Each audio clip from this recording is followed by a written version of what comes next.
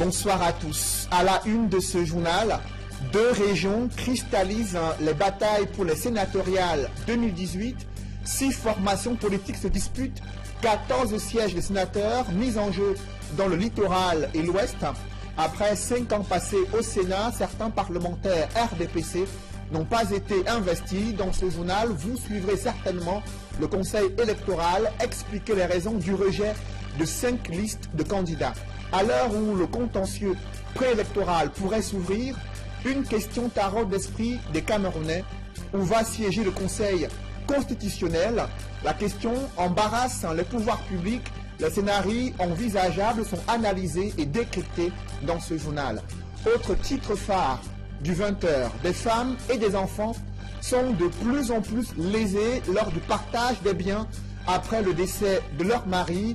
Les batailles pour l'héritage et la succession ont explosé dans les juridictions dans la région de l'Ouest. Vous suivrez dans ce journal des femmes magistrates dénoncer le poids des traditions, également des portraits des femmes qui ont réussi dans leur domaine d'activité. C'est à suivre dans le dossier consacré à la Journée internationale de la femme.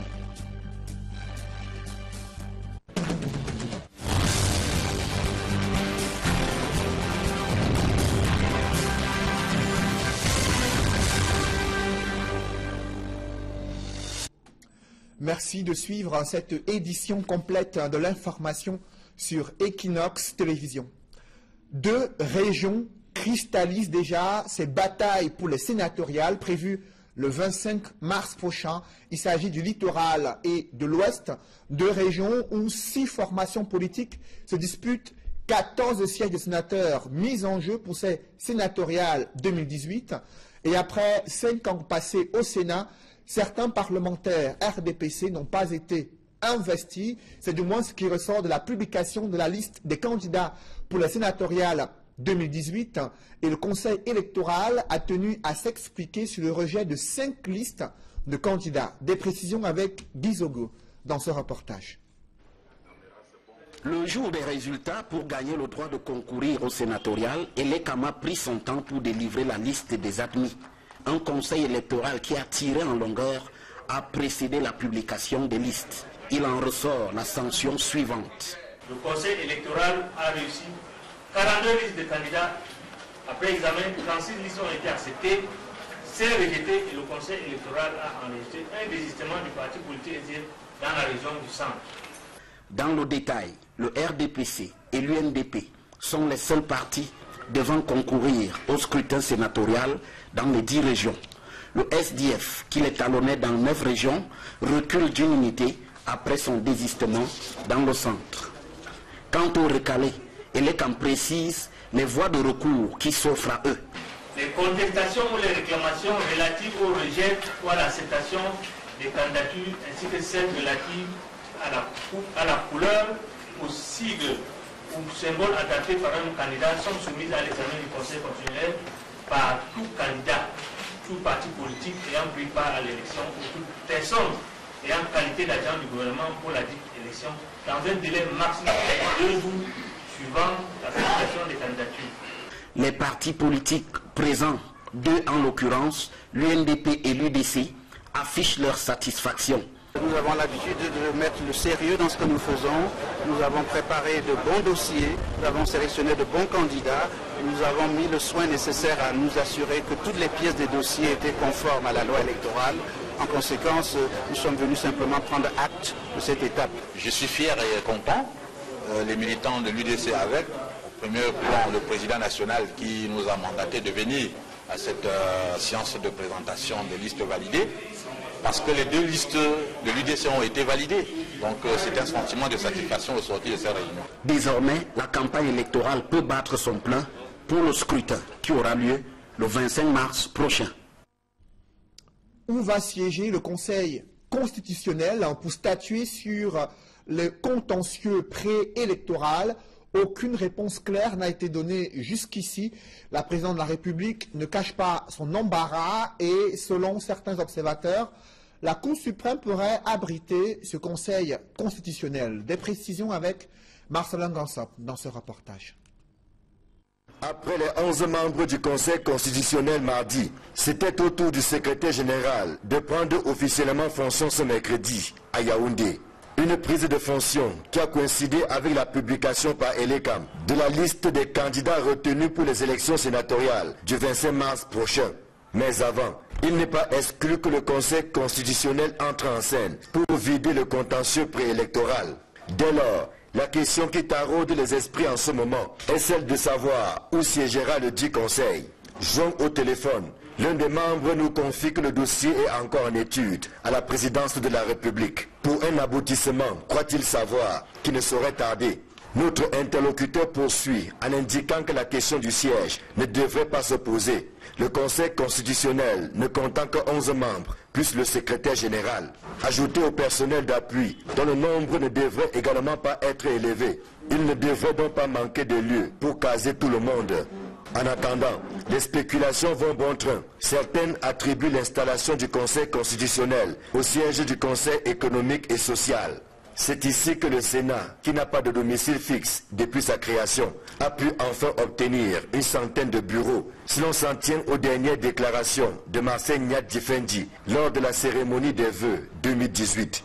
D'autres indiscrétions laissent penser que le Conseil constitutionnel pourrait bien trouver des bureaux à la Cour suprême. C'est d'ailleurs dans l'une des salles de cette haute juridiction que devraient se tenir les audiences chaque fois que le Conseil constitutionnel sera saisi. Quoi qu'il en soit, ce n'est pas dans la rue que travaillera l'équipe que chapeaute le magistrat Clément Atangana. D'ici les premiers contentieux liés aux élections sénatoriales, l'on sera certainement fixé sur le futur siège du Conseil constitutionnel, qu'il soit définitif ou non. Je vous le disais en titre, la femme des femmes et enfants sont de plus en plus lésés dans le partage des biens après le décès du mari. Ces batailles pour les successions et l'héritage ont explosé dans les juridictions de la région de l'Ouest. Des femmes magistrates dénoncent le poids des traditions et la cupidité de certaines familles au détriment des réels héritiers. Dallas Tiana et Jean-Paul Chouniat. Le nombre de femmes et filles lésées dans le partage d'héritage croît de plus en plus dans la région de l'Ouest. Conséquence, palables et procès inondent les tribunaux, révèlent les milieux de la justice. La polygamie est très répandue à l'Ouest et les gens meurent sans testament. Avec beaucoup de femmes, en laissant beaucoup de femmes, beaucoup d'enfants, c'est des problèmes. Que malgré la panoplie des textes qui régissent les successions, la femme continue à faire l'objet des discriminations. Et ces discriminations sont plus remarquées du côté de la coutume. La situation s'empire avec le phénomène d'héritier principal, un concept du quartier en marge du droit sur la succession. Les biens de la succession qui sont réservés à tous les enfants, ils s'approprient souvent ces biens. À nos comptes personnels, on a vu des cas où ils immatriculent les terrains, ou vendent même les maisons que le père a laissées pour leur compte personnel et non pour le compte de la succession. Ce sont là autant d'entorses au partage équitable de biens aux ayants droit. Pourtant, le législateur a légiféré sur la question jusque dans les moindres détails. La loi prévoit que la femme a droit à la succession de son défunt époux. Même si dans la polygamie, chaque femme a droit à l'héritage. Elles ont le droit d'usufruire.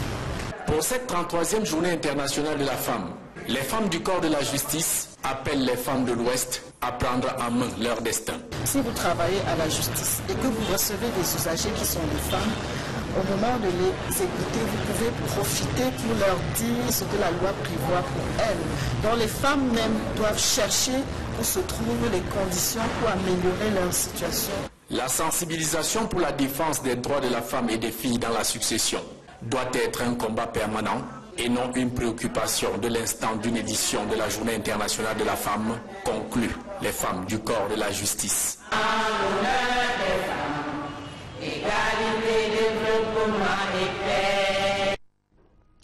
Dans la préfectorale, l'administration territoriale se féminise. Cécile Biélé est sous-préfet de l'arrondissement de Bihoura dans le département du Nyong-Ekele.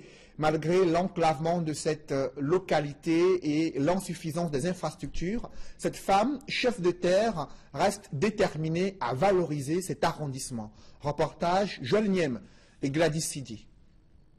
Comment gérer le commandement et la vie de famille dans un arrondissement qui peine à sortir du sous-développement, de l'absence de route et de manque de bureaux administratifs?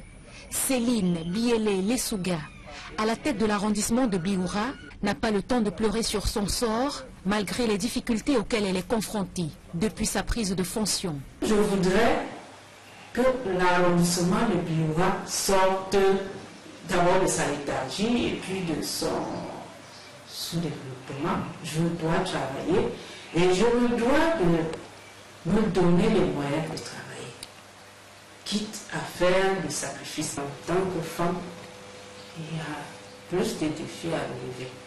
Donc cela appelle à une organisation très rigoureuse. Donc j'essaie de faire la part des choses entre le travail qui m'interpelle dans le cadre du commandement et le travail qui m'interpelle dans le cadre du foyer.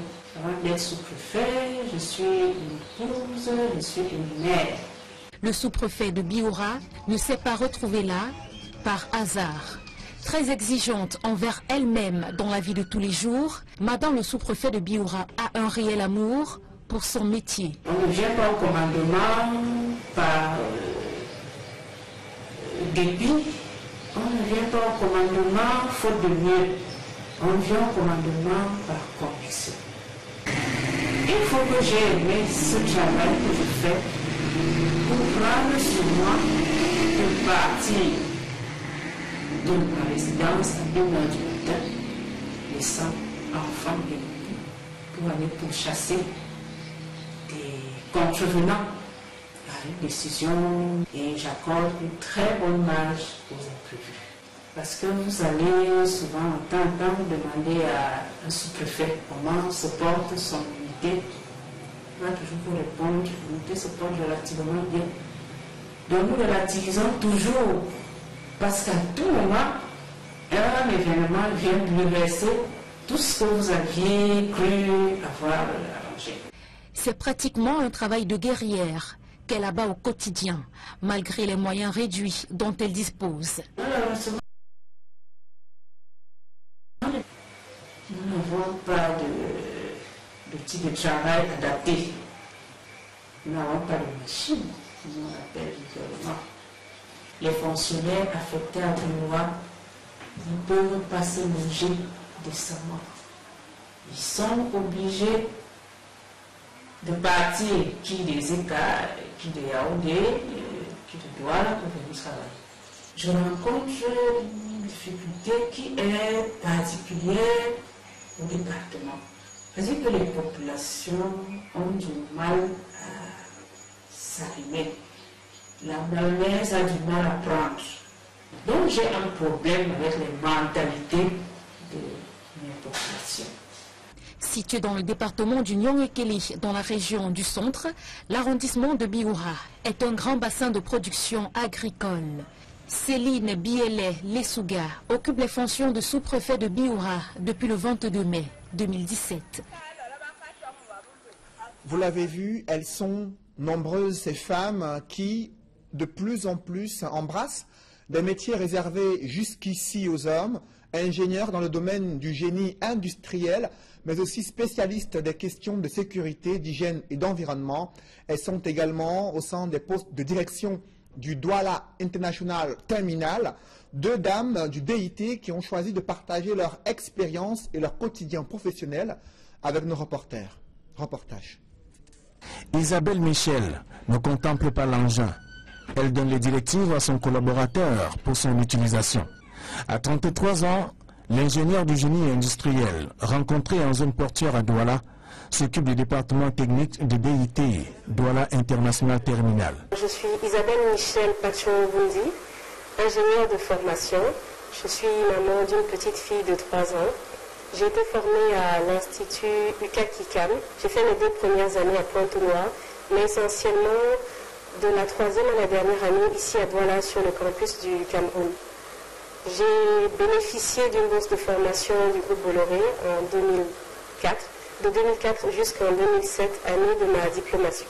Et depuis 2014, j'ai rejoint DIT comme directeur technique.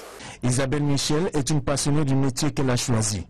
Une passion née de l'activité que menait déjà son géniteur. Mais ce qui m'a passionné, c'est mon père. Je l'ai vu faire. Il était directeur technique, ingénieur polytechnicien formé au Cameroun, comme moi. Et il m'a tout de suite transmis la passion de ce métier. Sur le terrain des opérations comme au bureau, le directeur technique organise son travail dans un département composé en majorité d'hommes. Donc il faut démystifier ce genre de métier. Homme comme femme, dès que vous avez de l'intelligence, dès que vous savez comment faire votre métier, vous pouvez le faire. Il n'y a pas de métier pour moi dit d'homme. Quand on parle de manipulation de moteur, d'engin, on peut se dire il faut du muscle, il faut de la force physique pour pouvoir travailler. Mais non, ce n'est pas le muscle qui porte le moteur. Pour s'en sortir et au-delà de ses compétences, Isabelle est appelée à manier le bâton et la carotte pour mieux gérer ses collaborateurs afin d'atteindre ses objectifs. Il ne suffit pas de les brimer, il ne s'agit pas de venir jouer au grand chef, non. Vous leur montrez que vous connaissez le métier, vous savez de quoi vous parlez, vous pouvez les accompagner, les leader, être des coachs pour eux, les accompagner dans leur formation et dans leur propre parcours professionnel. Ainsi, ils vous accordent toute votre attention, toute leur attention et toute leur confiance. Alors que la femme est à l'honneur au cours de ce mois de mars, cette maman d'une fillette de 3 ans parvient à concilier sa vie professionnelle et sa vie de famille. Je reste directeur technique, ingénieur, maintenancier, ce que vous voulez dans le cadre de mes fonctions ou à l'intérieur du site de DIT. Mais dès que je traverse le portail, quand je rentre à la maison, ma petite fille de 3 ans ne cherche pas à savoir si je suis ingénieur, si je suis directeur. Si elle veut que je l'aide à faire ses devoirs, je dois l'aider à faire ses devoirs. Isabelle Michel n'est donc pas la seule à exercer le métier dit d'homme. Viviane Mbe Ewolo est chef de département qualité, sécurité et environnement à BIT, Douala International Terminal. Je me retrouve dans ce genre de métier quand même pendant mon enfance. J'ai toujours été dans le fait des choses que j'étais toujours femme. Parce que le bac, j'ai fait le géologie et mine. À l'université licence, j'ai fait aussi le géologie et mine. Et quand mon deuxième degré, j'ai fait le petroleum engineering. Et j'étais la première fille, j'étais la seule fille dans ces classes. Cette autre femme, pétrie de connaissances, parcourt tous les postes de contrôle de la zone portuaire pour s'assurer du respect des règles de qualité, hygiène et sécurité environnement. Une tâche implémentée par des hommes. Dans mon département, je coordonne 9 personnes. Je m'en sors avec les hommes parce que quand je les regarde, en face de moi, ce n'est pas les hommes, ce sont les collaborateurs. Tous les matins ou presque, Viviane Mbe organise les activités à mener sur le terrain avec ses collaborateurs. Comme écrit, ça commence à 7 h, ça finit à 19 h. Mais parfois, on peut travailler jusqu'à 2 h, on peut travailler même jusqu'à le lendemain. Ça dépend de la situation qu'on a en main. C'est dans une ambiance de respect mutuel que les activités se déroulent dans ce département dirigé par une femme. Cette mère de 3 enfants qui n'oublie pas ses obligations conjugales. Le temps que je mets au travail et ma famille connaît la qualité de travail que les mamans font. Donc c'est pour dire que si mon téléphone sonne, tout le monde s'éteint. Et c'est que maman veut travailler. Non, je suis une femme extrêmement soumise à la maison parce que première chose, je suis chrétien et je sais que la Bible dit qu'une femme doit être soumise et doit respecter son mari. Combien de femmes qui ont embrassé les métiers jadis réservés aux hommes, elles servent aujourd'hui d'exemple pour les jeunes en cette célébration du mois consacré à la femme. Malgré cette percée des femmes dans l'administration territoriale et des secteurs d'activité industrielle, très peu de jeunes filles bénéficient des mêmes opportunités d'éducation que leurs frères garçons. Pourtant, elles ont des compétences et des talents pour réussir sur le plan socio-professionnel, mais des femmes préfèrent souvent orienter leurs jeunes filles vers des tâches ménagères et souvent des mariages précoces. Elles ont été édifiées sur l'importance d'offrir les mêmes chances de réussite aux femmes, aux jeunes filles, mais aussi à leurs garçons. Reportage d'Alaskana et Jean-Paul Chouniat. À ce bouquet final en prélude au défilé marquant la 33e édition de leur journée, les femmes ont un peu mis de côté leurs revendications bruyantes d'égalité de sexe pour démontrer leur capacité à rivaliser d'adresse sur des terrains généralement considérés comme chasse gardée des hommes. Tenez par exemple l'épreuve du bras de fer, le choc des biceps n'a rien à envier aux hommes. Cette adresse, elle le démontre aussi à la course du sac, le tir à la corde, à la suite des sports collectifs. Les femmes se distinguent aussi en sport individuel, démonstration d'arts martiaux et courses de fond. Les femmes de Bafoussam 3e montrent leur talent dans l'interprétation des pièces comiques, d'autres mimant même les chorégraphies de Zanzibar et Atebas, de grands musiciens camerounais qui ont fait les beaux jours du rythme Bikouti avec le groupe Les Têtes Brûlées. Dans ces festivités, la petite fille, future femme et mère au foyer, a déjà son mot à dire des déceptions sentimentales qu'endurent souvent les femmes.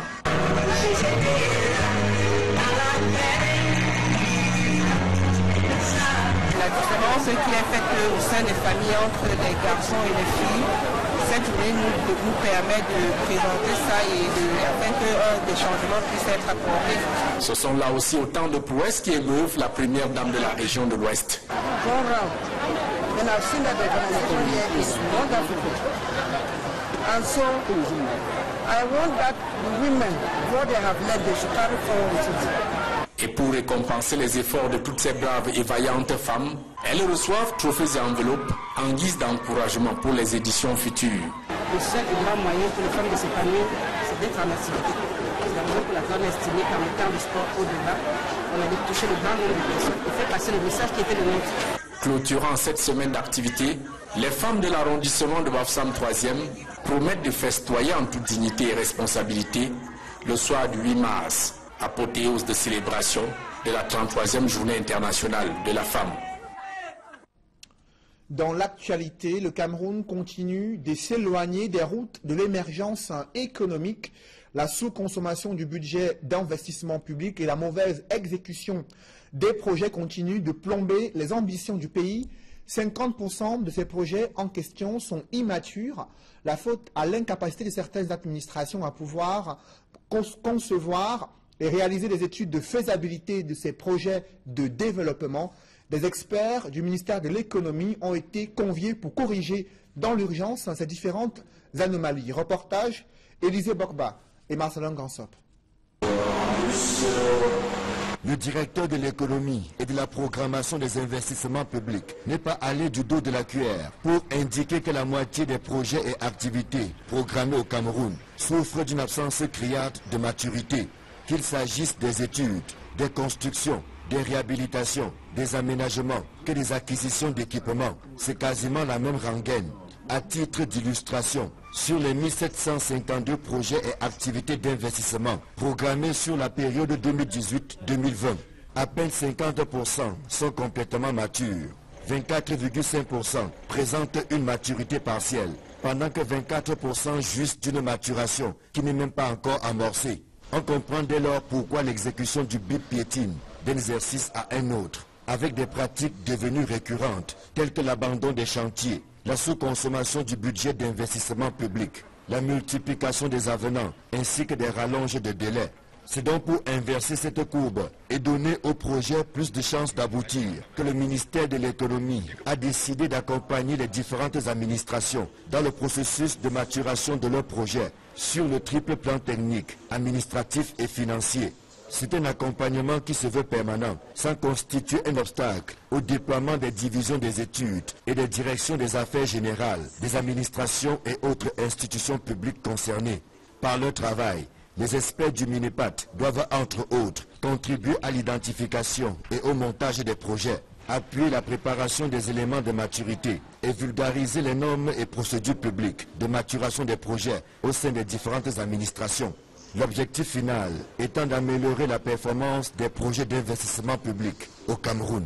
Cela passe par la mise à disposition de suffisamment de moyens, autant matériels que financiers, dédiés justement à la maturation des projets. C'est l'un des freins qui justifie le faible taux de maturité, qui tourne autour de 50%.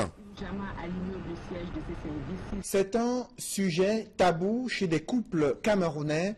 La faiblesse sexuelle et bien sûr l'absence de désir sexuel sont souvent des sources de conflits et de séparation. Très peu savent que ces problèmes d'ordre sexuel sont la conséquence de l'hypertension et de l'obésité. Les médecins révèlent que des hommes hypertendus et victimes d'obésité sont confrontés à ces réalités. Farel Bounia et Flavien Valondongo.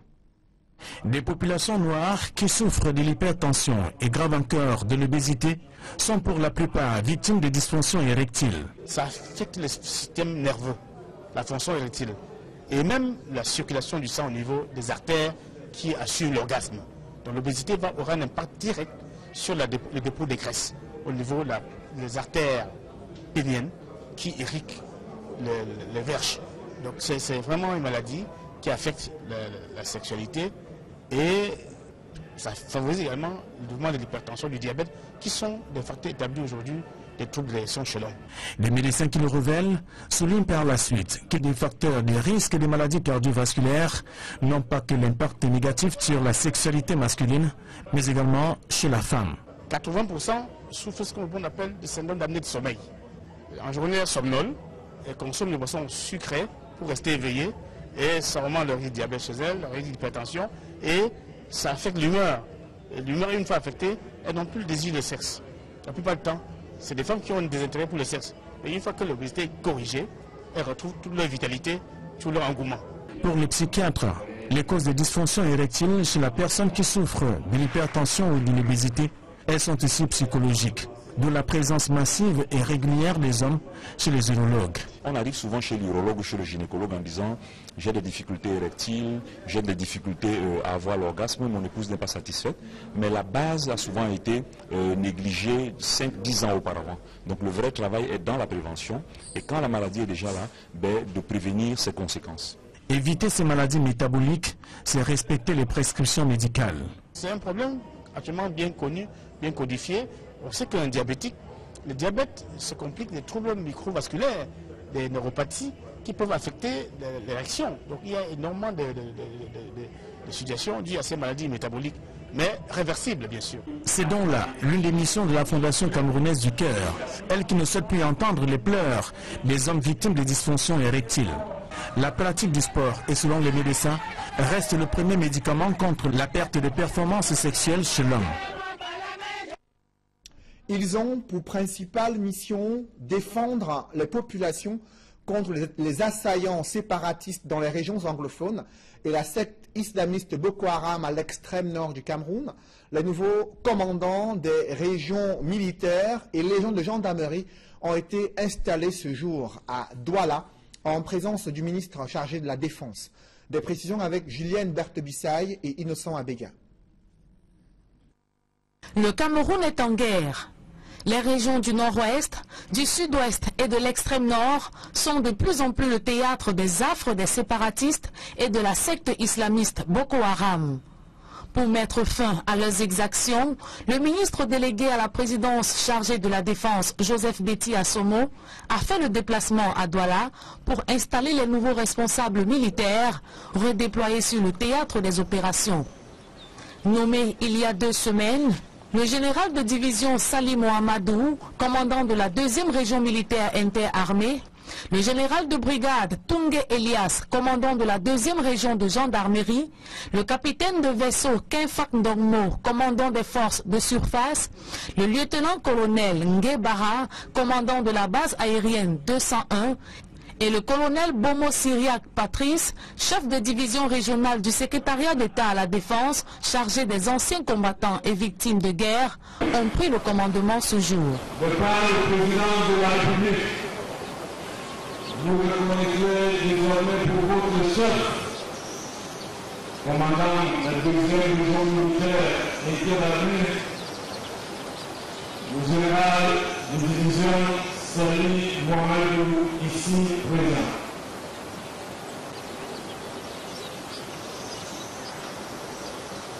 Vous obéirez à tout ce qui vous commandera pour le bien du service, l'exécution des règlements militaires et l'observation des lois de la République du Cameroun.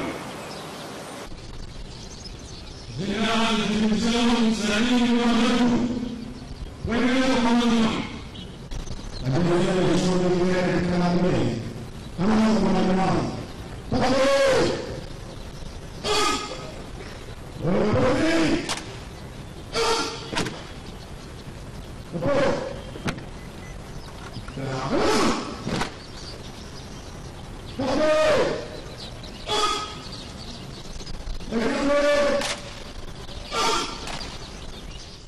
Le Le patron de la défense, qui félicite le travail qu'abattent ces valeureux soldats au quotidien, n'a pas manqué de leur rappeler la lourde responsabilité qui est la leur. Vous êtes chargés de la sécurisation des axes et entrées situés le long de la frontière avec le Nigeria. La planification en liaison avec le plan Rémi de l'exécution des missions de sécurité et de défense. Vous devez également mettre à la disposition de la justice, sans faiblesse, sans état d'âme ni complaisance, tous les hors-la-loi et les contrevenants aux lois de la République du Cameroun. Et mettre un terme au comportement peu orthodoxe, notamment les raquettes des usagers de la voie publique. La deuxième région militaire interarmée Rémia 2, qui couvrait jusqu'ici les régions administratives du littoral, sud-ouest, ouest et nord-ouest, avec poste de commandement à Douala, couvre désormais les régions du littoral et du sud-ouest. Dans l'escale internationale, Joseph Kabila, de plus en plus isolé, continue de s'accrocher au pouvoir. Le chef de l'État congolais a lancé une diplomatie offensive auprès de ses pairs de la sous-région des Grands Lacs. Objectif, expliquer les raisons de son maintien au pouvoir. Pourtant, son mandat présidentiel a pris fin en décembre 2016. Explication avec Serge Alain Otou. 15 années au pouvoir pour Joseph Kabila, c'est insignifiant à côté du nombre d'années passées par certains de ses pairs d'Afrique centrale et australe. Une longévité dépassant parfois l'âge de Jésus. Le fils de Laurent Désiré Kabila a choisi pour se maintenir encore plus au pouvoir de lancer une véritable offensive diplomatique en direction de certains pays d'Afrique. Du frère siamois de Brazzaville au Zimbabwe, en passant par le Gabon et l'Angola, Joseph Kabila est depuis quelque temps en quête de soutien. Les chefs d'État à qui il essaye d'expliquer les raisons du non-respect de la principale résolution de l'accord politique du 31 décembre 2016. Le chef de l'État congolais s'était engagé à tenir une élection pour choisir son successeur avant 2017. Las de voir Joseph Kabila s'accrocher au pouvoir et de renvoyer indéfiniment son départ, le peuple congolais à travers des manifestations pacifiques fait entendre sa voix. Des fidèles catholiques dans la capitale Kinshasa et dans d'autres villes, après la messe dominicale, ont contribué à mettre la pression pour demander à Kabila de démissionner. La dérive autocratique constatée au Congo depuis quelques années est fermement condamnée par le Botswana qui appelle également au départ de Kabila. L'ONU, par la voix de son secrétaire général Antonio Guterres, demande à Joseph Kabila de quitter son poste de façon pacifique, conformément à l'accord de la Saint-Sylvestre. Sera-t-il entendu alors que la commission électorale chargée d'organiser le scrutin vient d'annoncer un énième report, celui-là en 2019, soit 3 années après la fin de son mandat? Un public reportage dans ce journal. La société commerciale de banque, la SCB Cameroun, récompense ses clients gagnant d'une tombola intitulée Plan Éducation. Une trentaine de clients de la SCB Cameroun qui ont reçu chacun 200 000 francs CFA et de nombreux lots en rapport avec l'éducation de leurs enfants. Reportage. La société commerciale de banque SCB Cameroun, en synergie avec Warfa Assurance Vie Cameroun, récompense les gagnants de la tombola Plan Éducation. Cette opération commerciale s'est tenue en marge de la campagne Crédit 2017 et était ouverte à tout client ayant demandé un prêt chez SCB Cameroun et souscrit au plan éducation en même temps. Les 30 gagnants, sélectionnés au terme de 3 tirages distincts, reçoivent des mains des directeurs un chèque de 200 000 francs CFA, accompagné d'un shopping bag bien fourni et d'autres gadgets. La société commerciale de banque SCB Cameroun, qui constitue le premier réseau le plus dense du pays, se veut toujours près de sa clientèle. Nous fêtons aujourd'hui donc un événement heureux.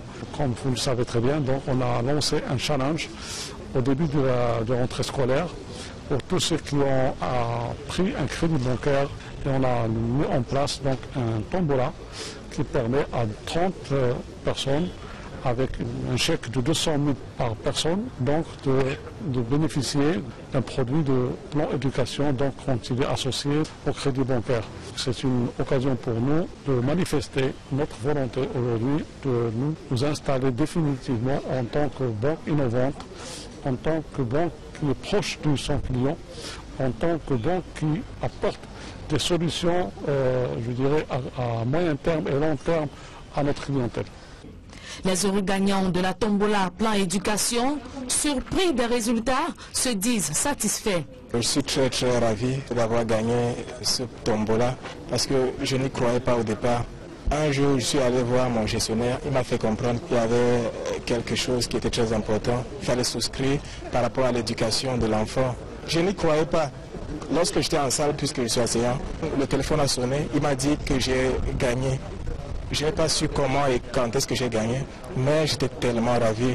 Lorsque je suis passé le voir, il m'a fait comprendre qu'effectivement j'étais parmi ceux qui ont gagné les 200 000 francs. Ça fait chaud au cœur et aujourd'hui c'est une réalité. Je me suis déplacé de Bafoussam pour Douala pour confirmer ce qu'il m'a dit et je crois que ma satisfaction est vraiment de taille.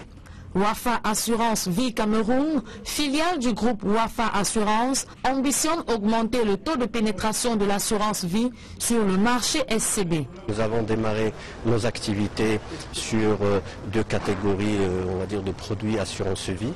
La première catégorie étant l'épargne, à travers des produits comme Plan Éducation, produit pour lequel on en est là aujourd'hui. Le deuxième produit, c'est un produit d'épargne retraite, âge d'or. Et un troisième produit de capitalisation qui est Capital Plus, un produit de placement et d'investissement. Nous avons des ambitions sur le marché camerounais, c'est d'augmenter le taux de pénétration de l'assurance vie, dans un premier temps sur le marché de SCB ou la clientèle SCB Cameroun. Le plan éducation, produit épargne mis en place par Wafa Assurance Vie Cameroun, permet aux clients de constituer progressivement une économie de fonds au profit d'un enfant bénéficiaire. Cette épargne permettra ainsi à l'enfant de poursuivre ses études supérieures et facilitera son insertion dans la vie active. Avec la SCB Cameroun, l'avenir de vos enfants est assuré. Mesdames, Messieurs, c'est la fin de ce journal. Merci de l'avoir suivi. Je vous souhaite une bonne soirée sur Equinox Télévision.